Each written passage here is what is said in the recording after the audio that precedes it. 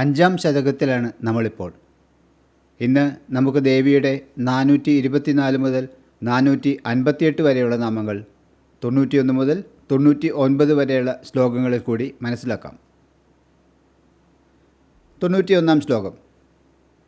തത്വാസന തത്വമയീ പഞ്ചകോശാന്തരസ്ഥിത നിസ്സീമ മഹിമ നിത്യയൗവന മദശാലിനി. തത്വാസന, തത്വങ്ങളെ ആസനമാക്കിയവളാണ് ദേവിയെന്ന് ഈ നാമം കൊണ്ട് വിശേഷിപ്പിക്കുന്നു. പൃഥ്വി മുതൽ ശിവൻ വരെയുള്ള 36 തത്വങ്ങളെ യോഗപീഠം എന്ന ആസനമാക്കിയവളാണ് ദേവി എന്ന് പറയുന്നു. ഈ 36 തത്വങ്ങളെ 24 ജഡതത്വങ്ങൾ, 7 മായാതത്വങ്ങൾ, 5 ശിവതത്വങ്ങൾ എന്ന് തിരിച്ചതായി നമ്മൾ കണ്ടതാണ്.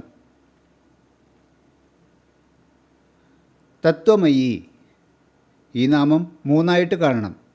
തത്, ത്വം, ഐ എന്ന് 3 നാമങ്ങളായിട്ട് കാണണം. തത്, തത് എന്നാൽ അത് എന്ന് അർത്ഥം വരുന്നു. തത് എന്നതിൻ്റെ വിഭൂതികളാണ് തത്വങ്ങളെന്ന് പറയുന്നു. ബ്രഹ്മസ്വരൂപിണിയായ ദേവിയെ അത് എന്ന് പറയുന്നു. ത്വം, ത്വം എന്നാൽ നീ എന്നർത്ഥം. തത്വമസി എന്ന മഹാവാക്യത്തിലെ ത്വം ദേവിയാണ്. ഈ ജീവപ്രപഞ്ചത്തെ മുഴുവനും ഈ നാമം കുറിക്കുന്നു. ഐ, അല്ലയോ എന്നാണ് ഈ പദത്തിൻ്റെ അർത്ഥം. ലോകമാതാവായ ദേവിയെ അഭിസംബോധന ചെയ്യുന്നതാണ് ഈ നാമം. അപ്പോൾ തത്വമയി എന്നാൽ അത് നീ അല്ലയോ എന്നാണ് അർത്ഥം. ദേവിയെ വിശേഷിപ്പിക്കുകയാണ് ഈ നാമം കൊണ്ട്. പഞ്ചകോശാന്തരസ്ഥിത, 5 കോശങ്ങളുടെ അന്തർഭാഗത്ത് സ്ഥിതി ചെയ്യുന്നവളാണ് ദേവിയെന്ന് ഈ നാമം കൊണ്ട് അർത്ഥമാക്കുന്നു. ശ്രീവിദ്യ, പരംജ്യോതിസ്, പരാ, നിഷ്കല ശാംഭവി, അജപമന്ത്ര എന്നിവയാണ് 5 കോശങ്ങളായി പറയുന്നത്. ശ്രീചക്ര പൂജ ചെയ്യുമ്പോൾ ശ്രീവിദ്യ കേന്ദ്രബിന്ദുവാക്കി മറ്റ് 4 പേർക്കും പ്രത്യേക പൂജ ചെയ്യുന്നു. ഇങ്ങനെയുള്ള 5 ചക്രങ്ങളുടെ ആനന്ദമയം, വിജ്ഞാനമയം, മനോമയം, പ്രാണമയം, അന്നമയം എന്നിവ നടുവിൽ സ്ഥിതി ചെയ്യുന്നവളാണ് ദേവി എന്നർത്ഥം വരുന്നു. ഓരോ കോശത്തിലും നടുവിൽ അതാത് പ്രത്യേക ശക്തിയായി ദേവി സ്ഥിതി ചെയ്യുന്നു. നിസ്സീമ മഹിമ, സീമയില്ലാത്ത മഹിമയുള്ളവളാണ് ദേവി എന്ന് ഈ നാമം കൊണ്ട് ദേവിയെ വിശേഷിപ്പിക്കുന്നു. നിത്യയൗവന, എല്ലാ കാലത്തും യൗവനയുക്തയായവളാണ് ദേവിയെന്ന് ഈ നാമം കൊണ്ട് അർത്ഥമാക്കുന്നു. മദശാലിനി, മതം കൊണ്ട് ശോഭിക്കുന്നവൾ എന്നാണ് ഈ നാമത്തിൻ്റെ അർത്ഥം. ബാഹ്യമായി ഒരു വിഷയത്തിൻ്റെ സംബന്ധമില്ലാത്തതായ ആനന്ദമാണ് എന്നാണ് മതത്തിനെ വിശേഷിപ്പിക്കുന്നത്. 92-ാം ശ്ലോകം. മദഘൂർണിതരക്താക്ഷി മദപാടലഗണ്ഡഭൂ ചന്ദനദ്രവദിഗ്ധാംഗീ ചാമ്പേയ കുസുമപ്രിയ. മദഘൂർണിത രക്താക്ഷി, ഈ നാമത്തിൻ്റെ അർത്ഥം മതം കാരണം വട്ടം ചുറ്റുന്ന ചുവന്ന കണ്ണുകളോടുകൂടിയവളെന്നാണ്.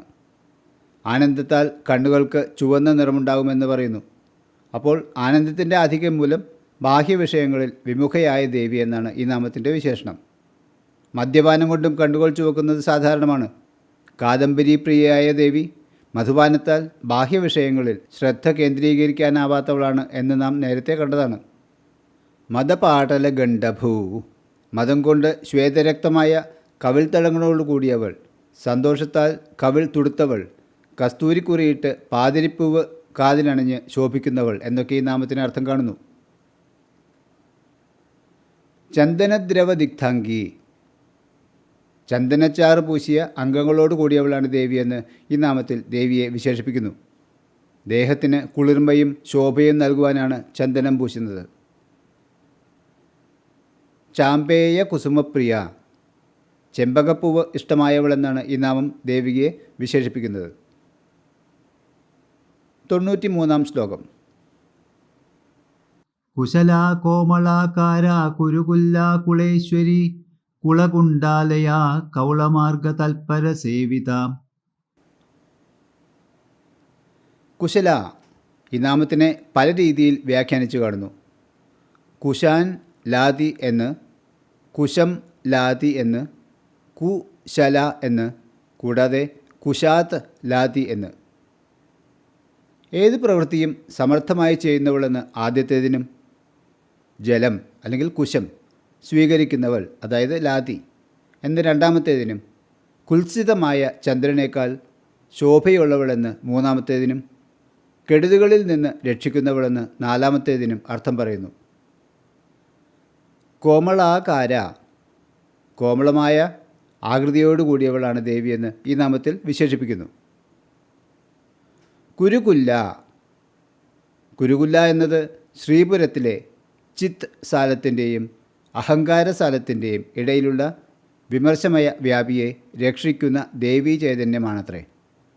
ഈ കുരുകുല്ല ദേവിയുടെ രൂപത്തോടു കൂടിയവളെന്ന് ഈ നാമത്തിൽ ദേവിയെ വിശേഷിപ്പിക്കുന്നു. കുളേശ്വരി അല്ലെങ്കിൽ കുലേശ്വരി, കുലങ്ങൾക്ക് ഈശ്വരിയായവളെന്നാണ് ഇവിടെ വിശേഷിപ്പിക്കുന്നത്. കുളം അല്ലെങ്കിൽ കുലം എന്നതിന് പല അർത്ഥങ്ങളുള്ളതായി നമ്മൾ മുൻപ് കണ്ടതാണല്ലോ. കുളകുണ്ടാലയ അല്ലെങ്കിൽ കുലകുണ്ടാലയ, കുലകുണ്ടം എന്നാൽ മൂലാധാരത്തിൻ്റെ കർണികാമധ്യത്തിലുള്ള കുഹരം, അതായത് ഗുഹ ആണ്. ഈ കുലകുണ്ടം ആലയമായിട്ടുള്ളവൾ, അതായത് വാസസ്ഥലമായിട്ടുള്ളവൾ എന്ന ഈ നാമത്തിൽ ദേവിയെ വിശേഷിപ്പിക്കുന്നു. കുണ്ടലിനി ശക്തിയായി അവിടെ സ്ഥിതി ചെയ്യുന്നു എന്നാണ് പറയുന്നത്. കൗളമാർഗ തൽപര സേവിത, കൗളമാർഗം ഒരു ഉപാസനാമാർഗമാണ്. കൗളമാർഗത്തിൽ തൽപരയായവൾ ആണ് ദേവിയെന്ന് ഇവിടെ വിശേഷിപ്പിക്കുന്നു. കൗളം എന്നാൽ കുലത്തെ സംബന്ധിച്ചത് എന്ന് അർത്ഥം പറയാം. 3 ദേവി ഉപാസനാ മാർഗങ്ങളാണ് പറയുന്നത്. സമയമതം, മിശ്രം, കൗളം എന്നിവയാണവ. 94 ശ്ലോകം. കുമാരഗണനാഥാംബ തുഷ്ടി പുഷ്ടിർമതിർധൃതി ശാന്തി സ്വസ്തിമതി കാന്തിർ നന്ദിനി വിഘ്നനാശിനി. കുമാരഗണനാഥാംബ, കുമാരൻ്റെയും അതായത് സുബ്രഹ്മണ്യൻ, ഗണനാഥൻ്റെയും അതായത് ഗണപതി അമ്മ, അഹങ്കാരാദി വികാരങ്ങളെ തടയുന്നവൾ എന്നൊക്കെ ഈ നാമം ദേവിയെ വിശേഷിപ്പിക്കുന്നു. കുമാര എന്ന പദത്തിന് അഹങ്കാരമെന്ന അർത്ഥമുണ്ടെന്ന് പറയുന്നു. കുമാരഗണം എന്നതുകൊണ്ട് അഹങ്കാരഗണങ്ങൾ അഥവാ വിവിധ കാരണങ്ങൾ കൊണ്ട് ഉണ്ടാകാവുന്ന അഹങ്കാരങ്ങളെന്ന് മനസ്സിലാക്കണം. തുഷ്ടി, സന്തോഷം അഥവാ പ്രസാദമാണ് തുഷ്ടി. അപ്പോൾ ദേവിയെ ഈ നാമത്തിൽ തുഷ്ടിയായിട്ടുള്ളവളെന്ന് വിശേഷിപ്പിക്കുന്നു. ദാരുകവനത്തിൽ വസ്ത്രേശ്വരം എന്ന ക്ഷേത്രത്തിലുള്ള മൂർത്തി തുഷ്ടിയാണെന്ന് പത്മപുരാണത്തിൽ പറയുന്നുണ്ടത്രേ. പുഷ്ടിർ മതിർ ധൃതി, ഇതിനെ 3ആയി തിരിക്കണം. പുഷ്ടി, മതി, ധൃതി എന്ന്. പുഷ്ടി, പുഷ്ടിരൂപിണിയാണ് ദേവി എന്ന് പറയുന്നു. അംഗങ്ങളും ധാതുക്കളും വേണ്ട പോലെ പോഷിച്ചിരിക്കുന്ന സ്ഥിതിയാണ് ദേഹപുഷ്ടി. ക്ഷയവൃദ്ധികൾ പുഷ്ടിരൂപിണിയായ ദേവിയുടെ അനുഗ്രഹമനുസരിച്ചാണ് ഉണ്ടാകുക എന്ന് അർത്ഥമാക്കുന്നു. മതി, മതി എന്നാൽ ബുദ്ധിയായവൾ, വേദങ്ങളെ അളക്കുന്ന മാനദണ്ഡം എന്നർത്ഥം പറയുന്നു. ദുർഗാ സപ്തശതിയിൽ ദേവിയെ ബുദ്ധിരൂപേണ സംസ്ഥിത എന്ന് വിശേഷിപ്പിക്കുന്നുണ്ട്. സർവഭൂതങ്ങളിലും ബുദ്ധിരൂപത്തിലുള്ളത് ദേവിയാണെന്ന് പറയുന്നു. ധൃതി, ധൈര്യമായിരിക്കുന്നവളാണ് ദേവിയെന്ന് ഇവിടെ അർത്ഥമാക്കുന്നു. ജീവികളിലുള്ള ദേവീ ചൈതന്യമാണ് അവയ്ക്ക് ധൈര്യം പകർന്നു കൊടുക്കുന്നത് എന്ന് പറയുന്നു. ദുർഗാ സപ്തശതിയിൽ ധൃതിരൂപേണ സംസ്ഥിത എന്നും പറയുന്നുണ്ട്. ദാരുകവനത്തിലെ പിണ്ടാരക ക്ഷേത്രത്തിലെ മൂർത്തി ധൃതിയാണെന്ന് പറയുന്നു.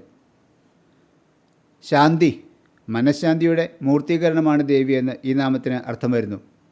ശാന്തി ഒരു കലയുമാണ്. സദാശിവ തത്വങ്ങളായ നിവൃത്തി, പ്രതിഷ്ഠ, വിദ്യ, ശാന്തി, ശാന്ത്യതീത എന്നിവ കലകളാണ്. വായുതത്വത്തിൻ്റെ കലയാണ് ശാന്തി.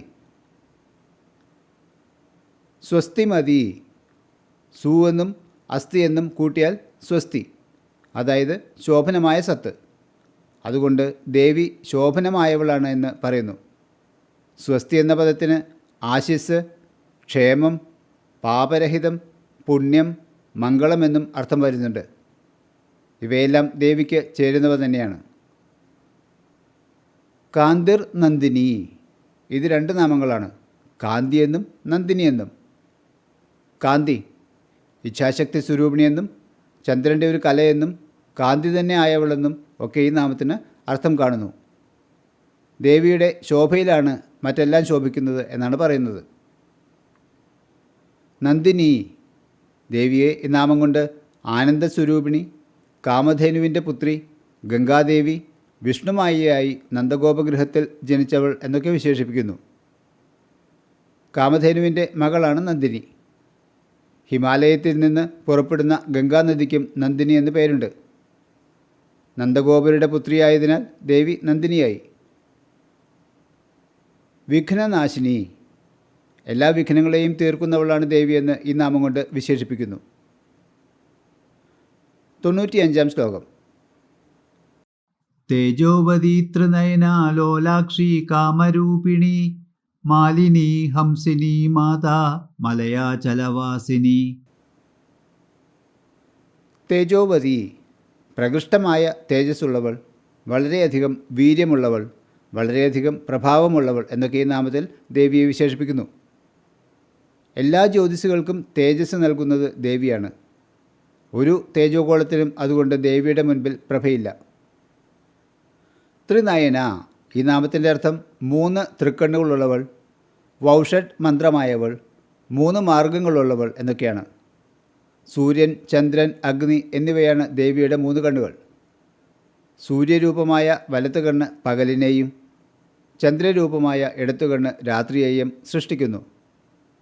അഗ്നിരൂപമായ 3ാമത്തെ കണ്ണ് പകലിനും രാത്രിക്കുമിടയിലുള്ള സന്ധ്യയെ കാണിക്കുന്നു.